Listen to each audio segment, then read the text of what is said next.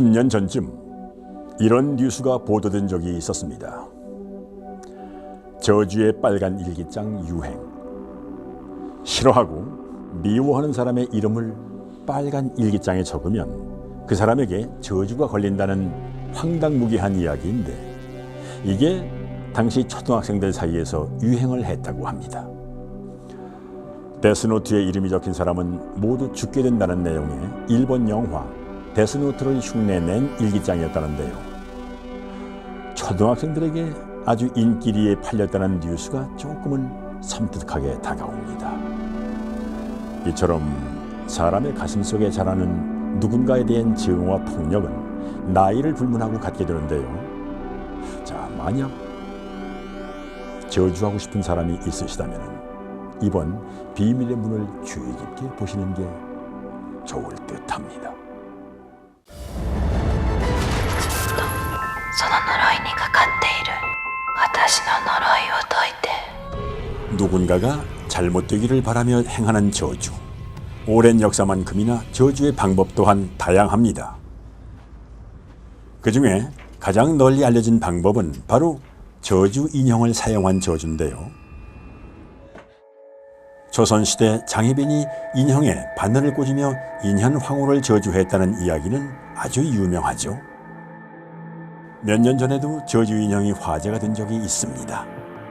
홍대에서 발견됐다는 인형을 두고 사람들은 저주 인형이라며 공포에 떨었는데요. 최근에도 다양한 저주 인형들이 상품으로 나오고 있습니다. 자, 그렇다면 이러한 저주 인형은 정말로 저주를 불러오는 효과가 있는 걸까요? 누군가를 저주하는 것도 끔찍한 일이지만 저주를 당하는 건 더더욱 끔찍한 일일 겁니다. 저주를 받으신 경험이 있다고 제보를 해주셨는데 그게 사실인가요? 네.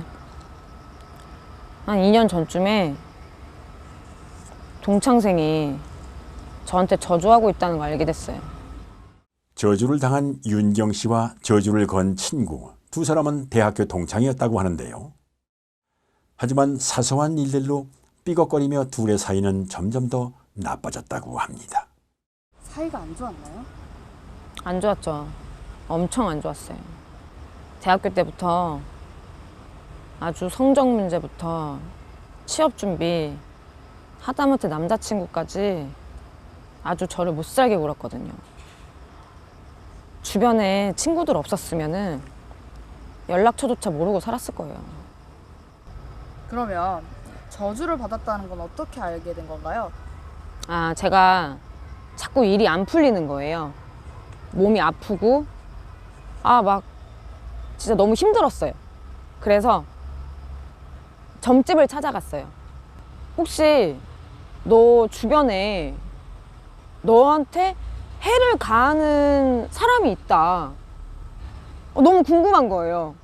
근데 그때 말도 안 되는데 그 친구가 떠오르는 거예요. 그렇게 시기하고 질투하고 저랑 그렇게 앙숙이었던 친구가 떠올라서 나한테 해를 가하고 있다고 하니까 제가 한번 물어봤어요, 직접. 근데 맞다고 하더라고요. 무속인의 말을 듣고 설마 했지만 혹시나 싶어 직접 동창을 만나 따져 물어본 결과 친구는 실제로 저주 인형을 사용해 윤경 씨에게 저주를 건 적이 있다고 시인했습니다. 윤경 씨의 이름을 붙인 저주 인형에 바늘을 꽂으며 윤경 씨가 잘못되길 빌었다는 동창. 아무리 그래도 친구에게 자신이 저주의 대상이 되리라고 그 누가 상상할 수가 있었을까요? 어떻게 그렇게까지 할 수 있나. 소름 끼치고 그 저주 때문에 제가 만약에 아프거나 잘못됐으면 저도 아마 똑같이 했을 거예요. 그 후로 그 친구랑은 좀 연락하고 지내나요? 아니요. 제가 그 친구한테 다시는 그러지 않겠다고 약속받고 그때 이후로는 연락 안 해요.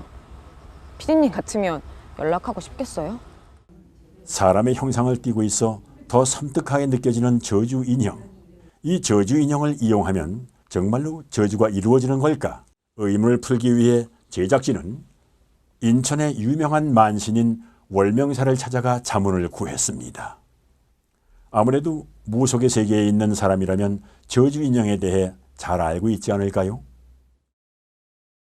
선생님 저주 인형 아시잖아요. 그거를 무속 관점으로 좀 설명을 해주신다면.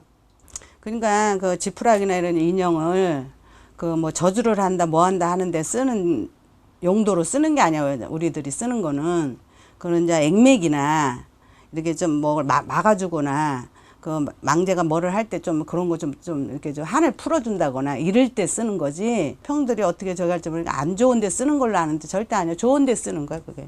그러면 지푸라기 인형이라고 해서 다 저주 인형이나 그런 건 아니에요? 아니지. 저주하고 싶은 사람의 머리카락, 손톱 발톱을 넣고 이름을 쓰면 정말 효력이 발생이 된다라고 하는데 그거는 진짜 효력이 있나요? 절대 그러진 않아. 그런 걸 해서 손톱 발톱 다 이런 거는 손톱 잘라서 뭐 해주고 머리카락 잘라서 뭐 해주고 하는 거는 모든 안 좋은 거를 액맥이를 막아주기 위해서 이렇게 자르고 손톱 잘라서 사용을 하는 거지. 그건 뭐 머리카락 넣고 손톱 갖다 집어넣고 한다고 그 사람이 잘못되면 다 죽게? 이게 결국은 끝에 가서 누가 잘못되는 거야? 한 사람이 잘못되는 거야. 그 행동을 한 사람이. 자기한테 그 죄가 떨어지게 돼 있어. 그 벌전이 떨어지게 돼 있어. 월명사에게 저주 인형에 대한 설명을 듣던 중 문득 생각난 저주 인형이 하나 있었습니다. 바로 홍대에서 발견된 한 인형의 사진. 사람들은 이를 보고 보기만 해도 저주가 걸린다는 저주 인형이라며 무서워했는데요. 정말 보기만 해도 저주에 걸리는 게 가능한 일일까요? 우리는 우선 월명사에게 홍대 저주 인형의 사진을 보여주어 봤는데요. 그녀의 의견이 어떨까 궁금합니다.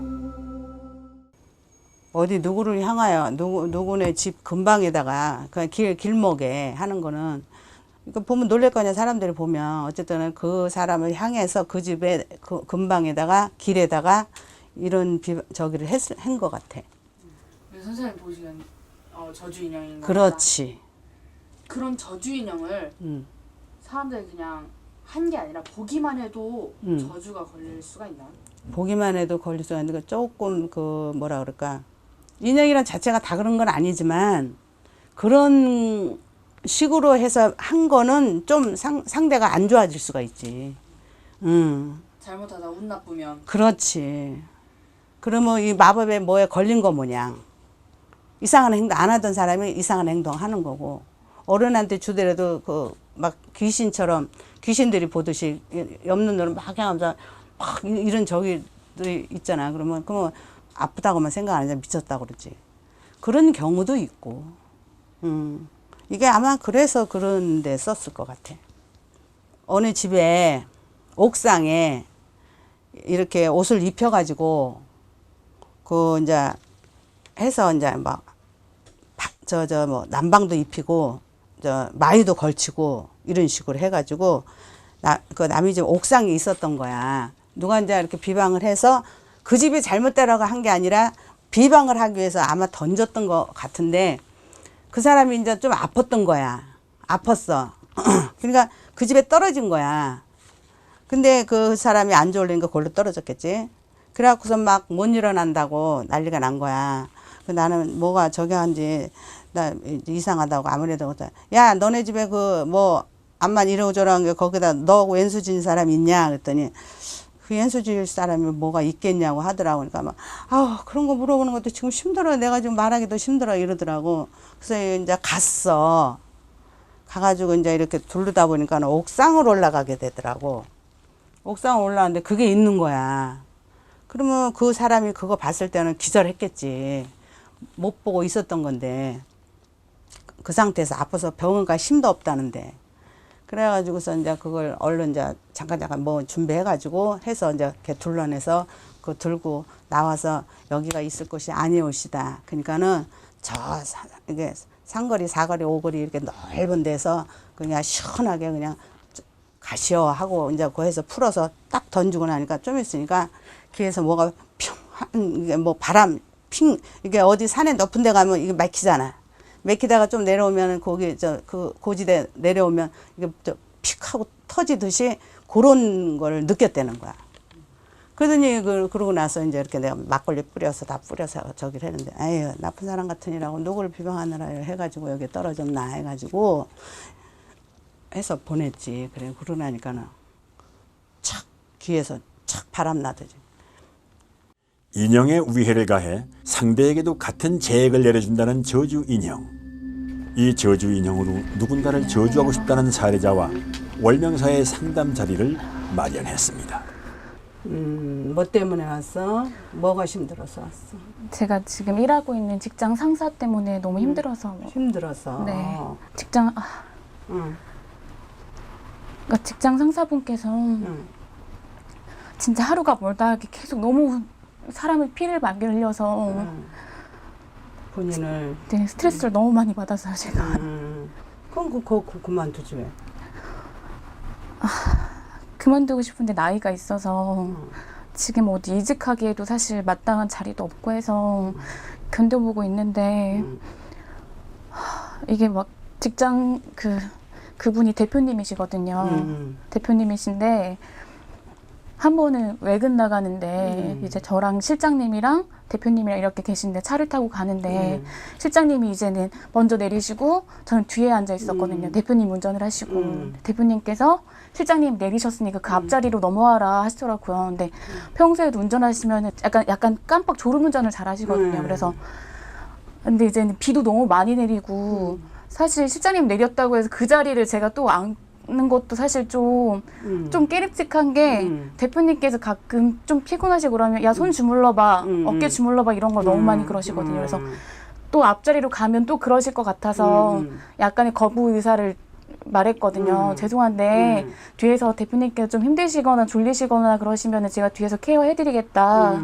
이렇게 말씀드렸는데 갑자기 욕을 하시면서 너는 사회생활 그따위로 하냐고 너 운전자에 대한 배려가 없다고 갑자기 욕을 하시면서 갑자기 한 200km? 갑자기 막 달리시는 거예요. 차를 막 달리는 네네. 거야. 정말 어디 가서 그런 욕 잘 안 듣는데 대표님이 맨날 욕을 입에 달고 사시거든요. 2년 전이면 씨발 막 이런 소리를 갑자기 내뱉으시는 거예요. 아니 직원한테 그런 욕을 해? 네, 막. 상사로서는 상사감이 안 되네. 네. 근데 우리 선영이를 보니까 네. 그 사람이 믿고 죽이고 싶고 진짜 정말 그런데 그 사람을 가지고 뭐 어떻게 저기 할 방법은 없고 그렇다고 그 사람을 뭐 나쁘게 할 수도 없잖아. 그런 본인은 지금 막 가슴이 떨릴 정도로 이가 갈릴 거 아니야. 네, 너무 스트레스 받아가지고. 근데 이 그 자체를 본인이 네. 우리 선영 씨가 네네. 이 사람을 진짜 어떻게든지 좀 내가 좀 뭔가 좀 복수하고 싶고 네. 뭔가 너무 억울하고 분해서 그러는 거 아니야. 그쵸, 막 그렇게만 하면 그렇지. 치가 떨리니까. 너무 무시당하고. 응? 그쵸. 그런데 이게 있어. 그 사람한테 왼손을 갚는 거는 다른 게 아니라 우리 선영 씨가 그렇다고 뭐 죽을 수도 아니고 저기도 아니야. 괜찮아. 그런데 뭐 나이가 있어서 뭐 직장을 못 다니거나 뭐 그런 건 아니야. 이동수는 있어. 그 사람은 어떻게 하든지 저주를 해서라도 어떻게 하든지 그 사람 나쁘게 해서 그 사람 정말 저기 하고 싶다라는 그런 충동감이 있지. 그럼요. 그런데 그렇게 하는 거는 좋지만은 안 해. 진짜 죽이고 싶고 하는 거는 그거는 안 좋은 생각이야. 그렇게 되면 우리 선영 씨도 안 좋고 이 제자가 만약에 저기를 한다 해도 제자도 안 좋아. 그러니까 그런 생각 하지 말고 조금 마음을 저기를 하고 그래도 이동수가 있으니까 그래도 좀만 잘 참고 있다가 좋은 자리 나면 그때 이렇게 해서 좀 이동을 해도 괜찮아. 제가 진짜 웬만하면 그런 생각까지는 안 하려고 했는데 너무 힘드니까 진짜 죽이고 싶은 생각밖에 안 드는 거예요. 그래서 진짜 마음을 잘 가라앉히고 우리 선현 씨가 못난 게 아니야. 얼마든지 성공할 수 있어.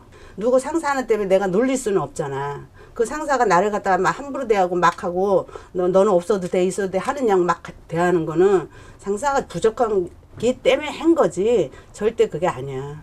이 고민을 어디 가서 얘기도 못 했거든요. 못 사실. 하지. 왜냐면 남들이 보기 사회생활 되게 못한다고 생각할까 봐. 선영 씨의 고통을 공감하지만 그래도 저주는 안 되겠죠. 지금은 그냥 어떻게 할 줄을 몰라. 지금 내가 어떻게 어떻게 쓰다듬어 줘야 될지를 잘 모르겠어. 네. 지금 너무 억울하니까 본인 자체가. 그러니까는 그 회사를 이제 옮기고 나서 편해지면 그 편해지는 모습을 다 보고 싶어.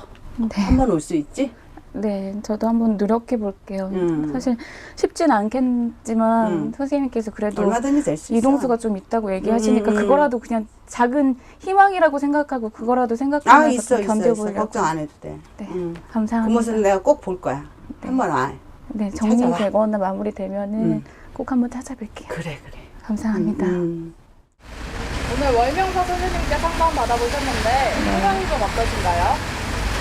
사실 너무 스트레스 받고 그래서 상담 받기 전에는 정말 죽이고 싶은 마음밖에 안 들었거든요. 근데 오늘 상담 받고 나니까 꼭 저주한다는 게 좋은 것만은 아니라고 말씀해 주시더라고요. 이제 저한테 안 좋은 영향까지 올 수 있다고 얘기하니까 망설여지기도 하고, 선생님께서 저한테 이제 이동수도 있다고 얘기해 주셔서 조금 더 견뎌보려고요. 그러면 좋은 일이 있지 않을까 생각할 수 있어요. 저주 인형으로 누군가에게 저주를 하려는 사람들한테 좀 한마디 해주시면. 저주를 하고 싶어 하는 사람들은 진짜로 그런 사람들은 너무 분하고 억울하니까 너무 내가 이유 없는 걸 당하고 무시당하고 내가 무슨 강아지도 아니 강아지 취급하듯 놀이개감으로 이런 그 자체들은 있어. 간혹 있는데 그런 사람들은 그냥 좋은 맘 먹고 그 사람 미워한다고 해서 그 미움이 사라지고 이쁨이 오고 이러진 않아. 그러니까 그 사람을 그냥 그래 너라는 사람은 거기까지구나 라고 생각하고 내 마음을 다스려서 이제 고운 마음으로 좋은 마음으로 나도 얼마든지 헤쳐나갈 수 있고 얼마든지 할 수 있고 좋은 회사도 갈 수 있고 얼마든지 나 능력 있어. 진짜로 그런 마음을 계속 갖고 있잖아. 그러면 안 좋은 일만 생겨. 거기에만 집중을 하면 내가 살아가는 방법을 좀 찾는 게 좋지. 살아갈 수 있는 방법을 찾는 게 좋지. 그게 거기다 할 필요가 없는 거야. 그 상대가 나쁜 것 뿐이지. 그러니까는 조금 마음을 좀 열고 조금 이렇게 누르고 해서 잘 해나갔으면 좋겠어. 해서.